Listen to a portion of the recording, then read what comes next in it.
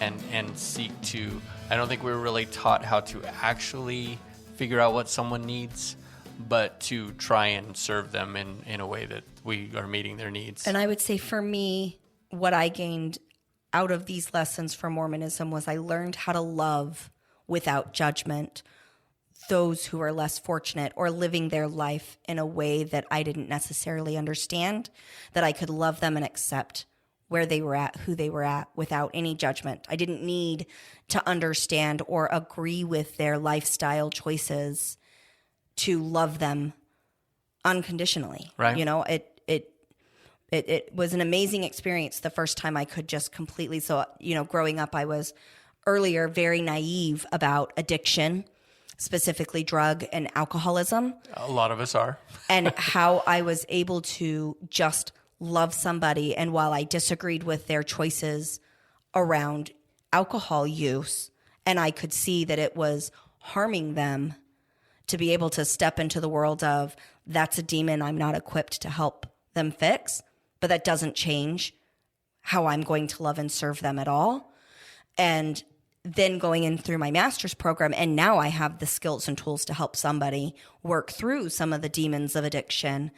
It's been a wonderful journey for me, and I definitely gained that through learning how to serve within Mormonism. Yeah, and I think that the easy thing, I think it's probably easier to learn the skills to help someone than it is to learn to unconditionally love someone. And so I love that is where you were able to start, and I think that that's a terrific thing. So, all right, so Mason, what's yours? So my second one, number 4 for us, is strong values.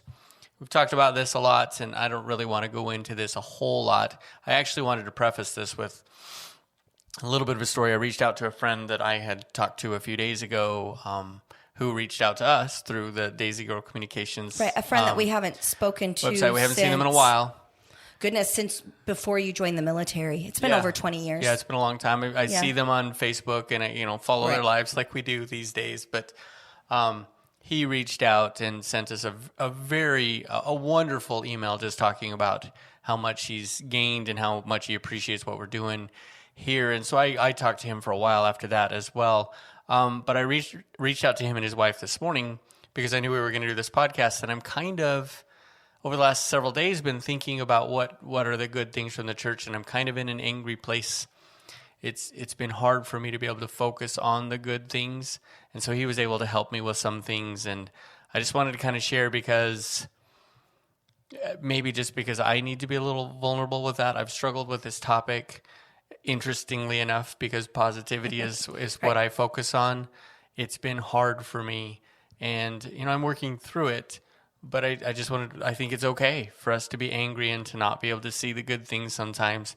Part of why we're doing this is because a lot of our listeners are probably in that place, or certainly have been, where they've just been angry and it's hard to see the positive things. So the next one is strong values. Well, and I want to say something about values. What you're talking about is personal morals and values and standards so that you can live your life the way you feel happiest.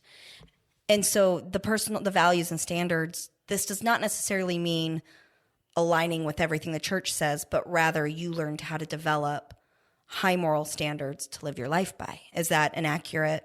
Yeah, I think some of those values were just incorporated into my life because they were part of the doctrine of the church, and I'm certain that other people have that experience too, regardless of what religion or organization you belong to. It has been a little bit difficult to kind of weed out what my actual values are, unrelated to the church, but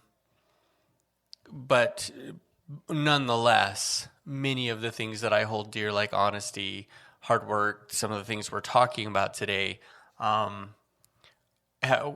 a foundation in what I learned in primary and young men's and on a mission and in priesthood service and those kinds of things. Well, and I would say that that's normal. That's kind of like while our children are small, we teach them our personal morals and values, or our family morals and values and standards. And as they grow into adulthood, they will shift and adjust those to fit their own lifestyle. I think we have to.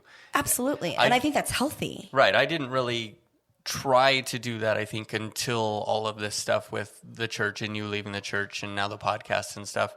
But I think it's healthy. It's healthy for us to look and go, okay, this is everything that I got taught. What if this actually matters to me? I think it's a healthy way to be. So, well, I would say things like, you have a high moral standard of showing up and supporting your children, the standards and values surrounding family being important.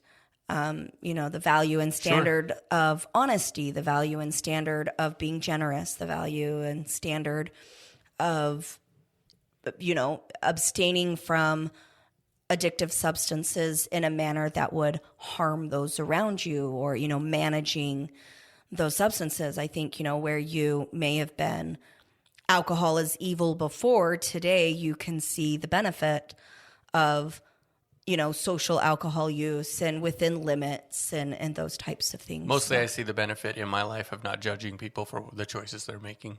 There you go. Which is also helpful, and that's growth as well. So yeah, absolutely. And that's about all I really wanted to say on that. Just that's one of those things. So how about we talk about your next one? Did you want to talk at all about why you're angry, or are you going to save that for later?